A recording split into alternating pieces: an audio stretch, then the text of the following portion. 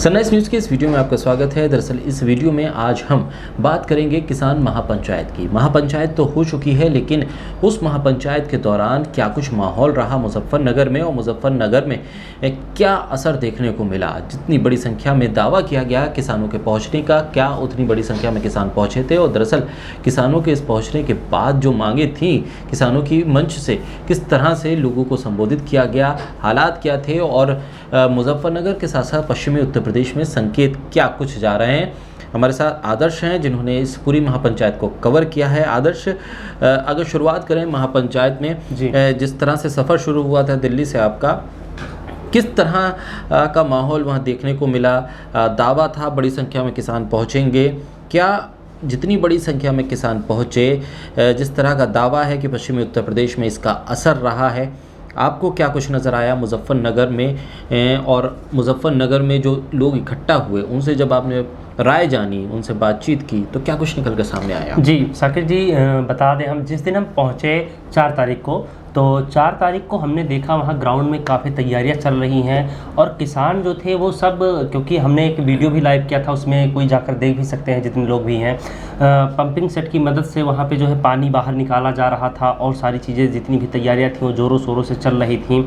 इसके अलावा किसानों की जो आवक थी वो 4 तारीख से ही शुरू हो गई थी। उनके रहने का इंतज़ाम, उनके खाने पीने का सारा इंतज़ाम किया गया था, और बड़ी संख्या में किसान 4 तारीख से ही जुटना शुरू हो गए थे। वहाँ पे काफ़ी किसान ऐसे भी थे कि हाँ, जो बाहर से आने वाले थे उनको क्या, कहाँ रहना है कहाँ नहीं, सारी चीज़ें, सारी व्यवस्थाएं जो भी थीं वो पूरी की जा रही थीं। ऐसे में जो व्यवस्थाओं की बात हम करें तो ये व्यवस्थाएं किस स्तर पर थीं? क्या संगठन के स्तर पर काम हो रहा था, या कुछ लोग थे आसपास के इलाकों के वो इसे कर रहे थे? क्योंकि बार बार इस बात का जिक्र लोग करते हैं कि फंडिंग कहाँ से हो रही है। इतनी बड़ी महापंचायत हो गई, लाखों लोगों के पहुँचने का दावा है, इधर प्रदर्शन भी चल रहा है, तो दरअसल फंडिंग कहाँ से हो रही है? आपको देख के क्या लगा कि ये जो इंतज़ाम हो रहे थे, लोगों के रहने खाने पीने की व्यवस्था थी, ये हो कहाँ से रहा? जी बिल्कुल, अगर हमने वहाँ पे, अगर हम बात करें फंडिंग की, तो जितना मैंने वहाँ पे जाके जाना और लोगों से बातचीत की, तो इसमें फंडिंग जैसा मुझे कुछ नहीं लगा, क्योंकि वहाँ पे जो तैयारियाँ चल रही थी वो जितने भी वॉलंटियर थे वो लोकल ही थे सारे।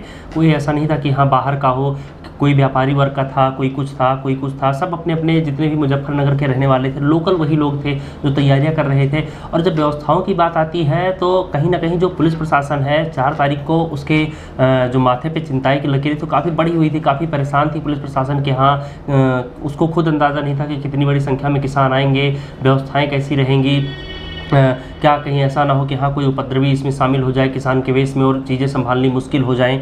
तो बहुत सारी तस्वीरें थीं, लेकिन जो हमने एक चीज़ देखी कि इसमें कोई ऐसा नहीं था कि कोई बाहर का रहा हो, कि हाँ जिनको पैसे पे बुलाया गया हो कि हाँ व्यवस्थाओं के लिए या किस तरीके से, सब अपनी अपनी तरफ से कर रहे थे वहाँ पे जितने भी लोग थे। ऐसे में रहने खाने की व्यवस्था के अलावा जिस तरह से वहाँ मंच से राकेश टिकैत ने जो नारे लगवाए, उसके बाद ये कहा गया कि जो सांप्रदायिक माहौल बिगड़ा था पश्चिमी उत्तर प्रदेश में, उसको भी ठीक करने की कोशिश हो रही है। इस आंदोलन के ज़रिए उस भाईचारे को वापस लाने की कोशिश हो रही है।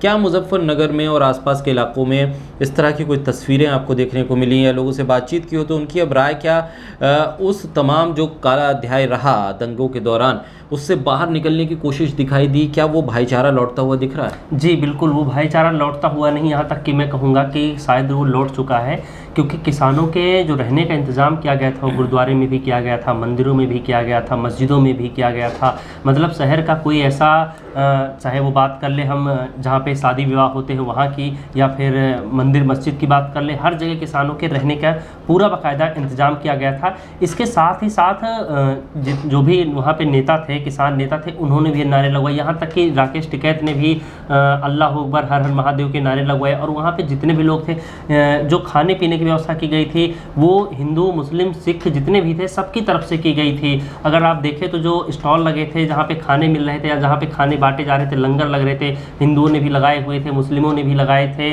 और क्या नाम है, जो हमारे पंजाबी भाई हैं सिख, उन्होंने भी लगाए थे। तो ये जो आपसी सौहार्द है, ये जो अगर बात करें तो भाईचारे की बहुत मतलब अच्छा माहौल दिखा वहाँ पे हमें।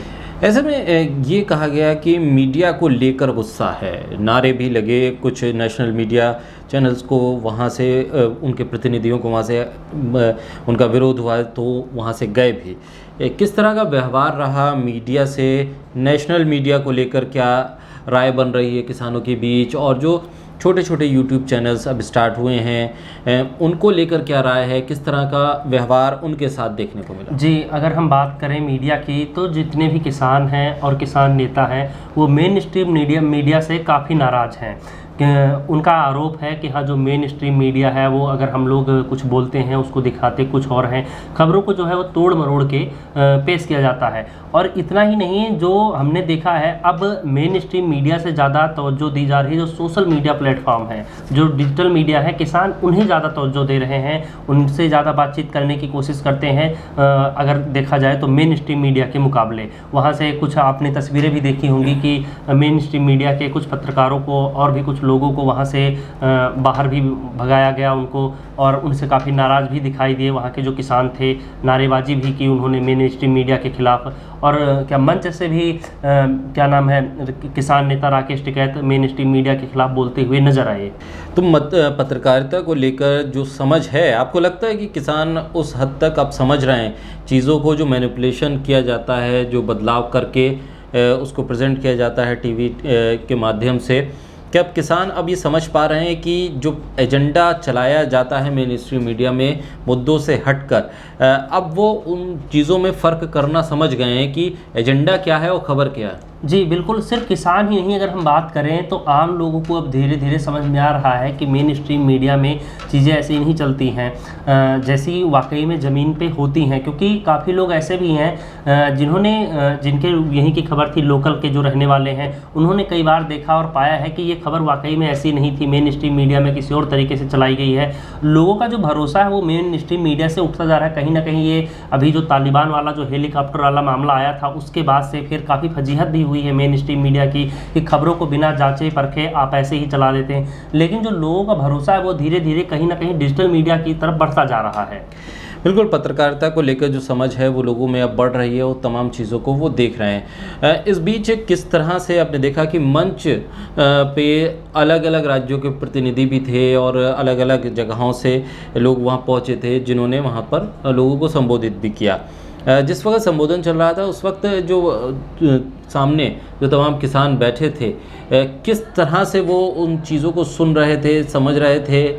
क्योंकि कई बार ऐसा देखने को मिलता है कि किसी एक ख़ास व्यक्ति को सुनने के लिए रैलियों में लोग पहुंचते हैं और वो भाषण दे के जब जाता है तो उसके बाद वो रैलियाँ समाप्त हो जाती हैं। जी जी बिल्कुल, अगर आपने जैसा बताया ऐसा ही कुछ अब हो चुका है। जो राकेश टिकैत हैं वो एक बहुत बड़ा चेहरा वो बन चुके हैं। अब वो किसानों के लिए कहीं ना कहीं अब नेता ही नहीं रहे हैं। जो किसानों की आस है, जो उम्मीद है, वो अब राकेश टिकैत से जुड़ी हुई है, राकेश टिकैत पर ही टिकी हुई है।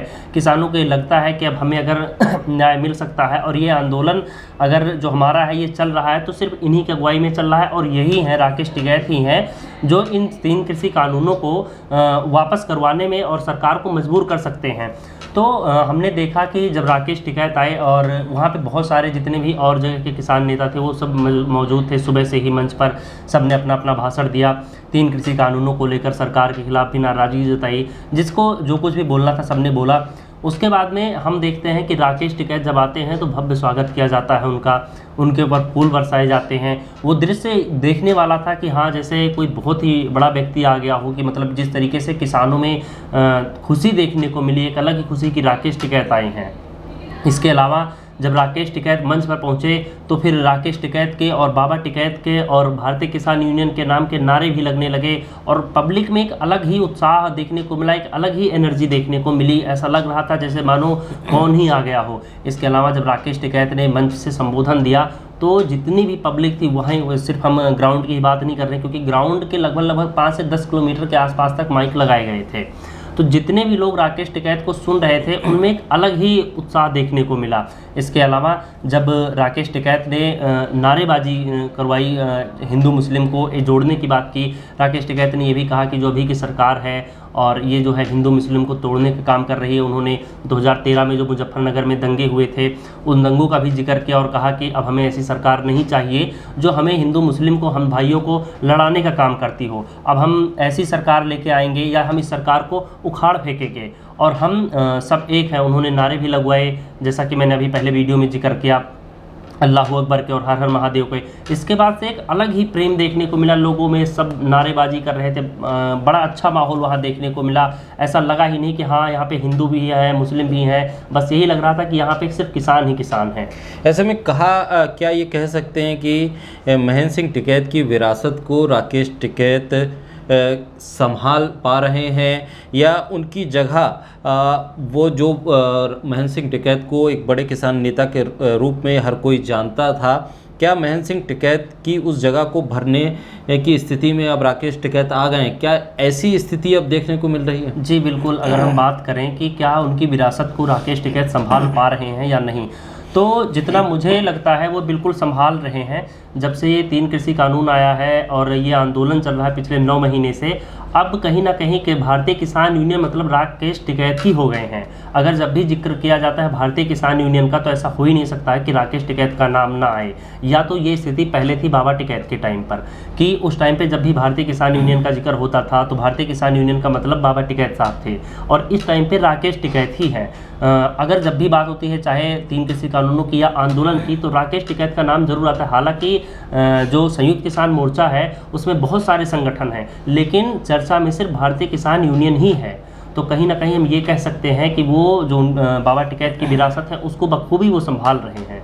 यानी कि ये कह सकते हैं कि आने वाले विधानसभा चुनाव से पहले जो ये किसानों का जमावड़ा था और वो पूरे उत्तर प्रदेश में वो जाएंगे और महापंचायत वहाँ करेंगे, ऐसे में जो ये पश्चिमी उत्तर प्रदेश से संगठन को लेकर, किसानों को लेकर जो आवाज़ उठी है, जो मंच सजाया गया, नुकसान हो सकता है बीजेपी को?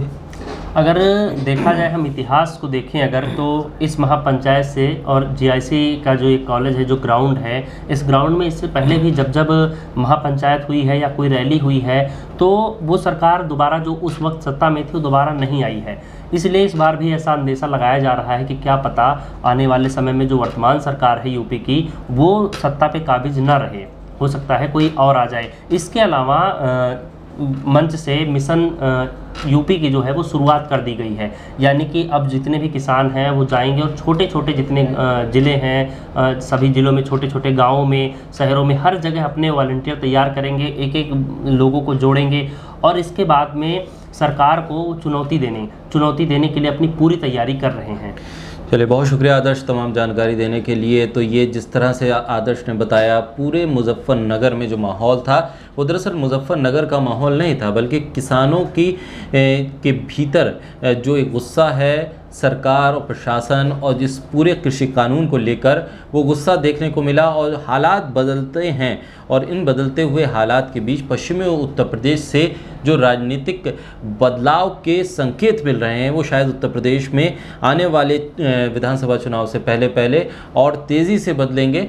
मुश्किल सियासी दलों को हो सकती है, लेकिन किसान अपनी मांगों को लेकर अब भी डटे हुए हैं। बहुत शुक्रिया।